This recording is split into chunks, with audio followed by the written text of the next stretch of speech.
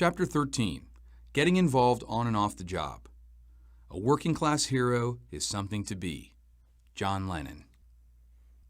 An invitation to leadership.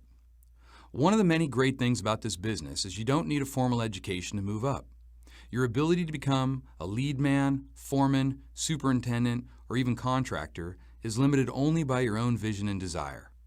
If you're thinking about moving up to a leadership role, here's 10 skills you should think about working on. Number 1, mastery of your craft. Number 2, communications, verbal and written. Number 3, reading blueprints and plans. Number 4, job planning and scheduling. Number 5, organizational skills and good habits.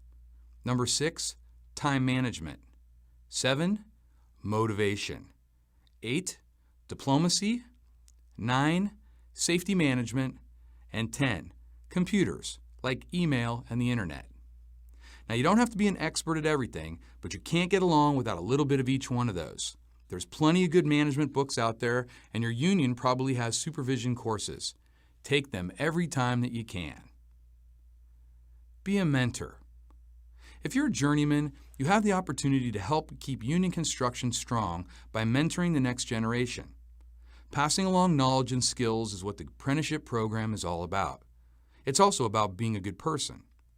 Mentoring is not about giving someone the skills they need to take your job. Your fellow workers are not the competition. Non-union construction is a competition, and we've let them get way too strong. When you help out the guy working next to you, you're helping to grow the pie so we can all get what we want and need. The better we all are, the better off you will be personally. Moving up in your union. A tiny percentage of union members attend union meetings.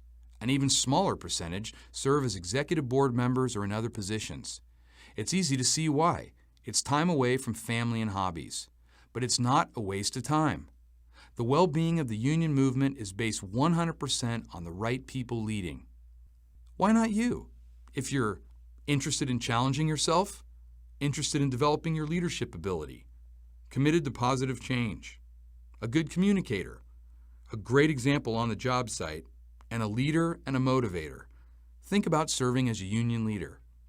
Don't do it if you want power over others, or if you just think you can use it for your own personal gain, or if you don't believe things can get better. Do it with a positive attitude and make a difference. Steward. Let's look at the construction steward's role and responsibilities. The steward looks out for the interests of workers on the job site. The steward makes sure small problems and issues are resolved. Small problems don't become big ones. No one gets screwed. And that there's always a union representative available to workers. Back in the 1960s and 70s, some unions and stewards took the role a little too far. More than a few contractors and project owners quit being union because of problems with stewards on power trips. What kind of problems? Let's just put it under the category of things not to do as a union steward. Don't create problems where there aren't any. Don't make promises that you can't keep. Don't back guys that are clearly dishonest. Don't go on a power trip. Don't look at the contractor as your enemy. Don't dog it on the job because you're the steward. And don't act like you can't be fired because you can. A good steward focuses on addressing worker problems quickly and effectively, making sure the job site is safe for every worker, resolving issues that don't need to become grievances, and communicating with the business agent and a contractor when necessary. The steward should be a great example and a good leader and should know how to get along with people. Know anybody who fits the bill? Red, white, and blue-collar voter. Around 35% of your money goes to taxes. That's roughly equal to all the money you make in January, February, March, and April. With the government taking that much dough, you might want to have some say in how it's spent. It's called voting. I know most guys in the business don't care about politics. I myself have a pretty low opinion of most politicians, and I've met more than a few. The problem is they control public money and policy and all kinds of stuff that affects us every day. This is not some theoretical crap on CNN. It's an important part of our democratic life in North America, and your union is counting on you to understand that your wallet depends on it. A lot of people think, well, what does my one little vote even matter? That's why most people don't even bother. Let me tell you why it does matter. Believe it or not, different candidates do have different ideas on how your money gets spent. Take the time to learn what your local government is up to. If somebody's running for city council that wants to build a new civic center, well, it sounds like a lot of union construction work might be coming to the neighborhood. That candidate might be worth voting for. National politics affect your life too.